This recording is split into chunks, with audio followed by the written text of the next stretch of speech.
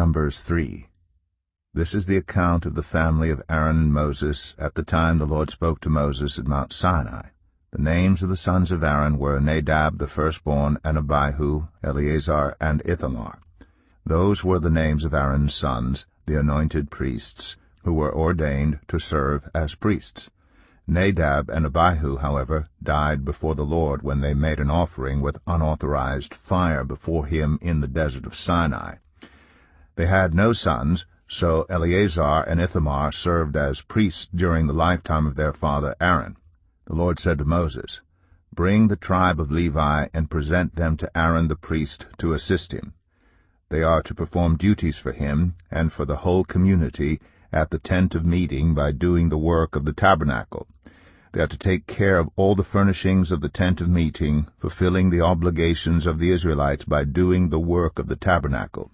Give the Levites to Aaron and his sons. They are the Israelites who are to be given wholly to him. Appoint Aaron and his sons to serve as priests. Anyone else who approaches the sanctuary is to be put to death." The Lord also said to Moses, "I have taken the Levites from among the Israelites in place of the first male offspring of every Israelite woman. The Levites are mine, for all the firstborn are mine. When I struck down all the firstborn in Egypt, I set apart for myself every firstborn in Israel, whether human or animal. They are to be mine. I am the Lord." The Lord said to Moses in the desert of Sinai, "Count the Levites by their families and clans. Count every male a month old or more." So Moses counted them, as he was commanded by the word of the Lord. These were the names of the sons of Levi: Gershon, Kohath, and Merari. These were the names of the Gershonite clans: Libni and Shimei. The Kohathite clans: Amram, Izhar, Hebron, and Uzziel. The Merarite clans: Mahli and Mushi. These were the Levite clans according to their families. To Gershon belonged the clans of the Libnites and Shimeites. These were the Gershonite clans. The number of all the males a month old or more who were counted was 7,500. The Gershonite clans were to camp on the west, behind the tabernacle. The leader of the families of the Gershonites was Elisaph, son of Lael.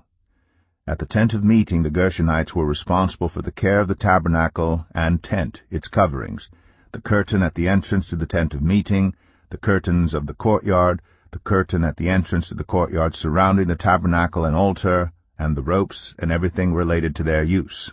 To Kohath belonged the clans of the Amramites, Izrahites, Hebronites, and Uzzielites. These were the Kohathite clans. The number of all the males a month old or more was 8,600. The Kohathites were responsible for the care of the sanctuary. The Kohathite clans were to camp on the south side of the tabernacle.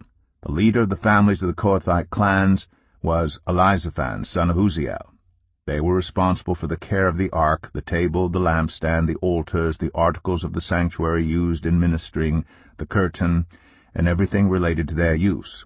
The chief leader of the Levites was Eleazar, son of Aaron the priest. He was appointed over those who were responsible for the care of the sanctuary. To Merari belonged the clans of the Mahlites and the Mushites. These were the Merarite clans. The number of all the males a month old or more who were counted was 6,200. The leader of the families of the Merarite clans was Zuriel, son of Abihail. They were to camp on the north side of the tabernacle. The Merarites were appointed to take care of the frames of the tabernacle, its crossbars, posts, bases, all its equipment, and everything related to their use, as well as the posts of the surrounding courtyard with their bases, tent pegs, and ropes. Moses and Aaron and his sons were to camp to the east of the tabernacle toward the sunrise, in front of the tent of meeting.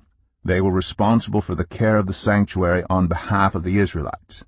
Anyone else who approached the sanctuary was to be put to death. The total number of Levites counted at the Lord's command by Moses and Aaron according to their clans, including every male a month old or more, was 22,000. The Lord said to Moses, "Count all the firstborn Israelite males who are a month old or more, and make a list of their names. Take the Levites for me in place of all the firstborn of the Israelites, and the livestock of the Levites in place of all the firstborn of the livestock of the Israelites. I am the Lord."